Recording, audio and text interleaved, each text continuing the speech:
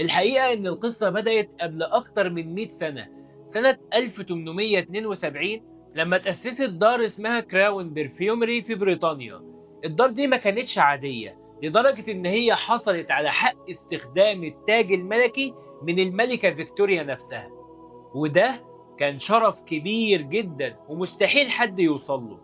أي منتج وقتها كان بيحمل التاج الملكي ما كانش معناه إلا رسالة واحدة بس، إن ده ما كانش منتج، ده تراث. لكن مع مرور الزمن الدار بدأت تختفي تدريجيا وسط الشركات الحديثة اللي ظهرت والعطور الكتير، لحد ما ظهر شخص اسمه كلايف كريستيان، رجل أعمال إنجليزي عنده هوس غريب بالفخامة والتفاصيل القديمة. وفي سنة 1999 اشترى الدار بالكامل. لكن اللي حصل بعد كده هو اللي غير عالم العطور للأبد.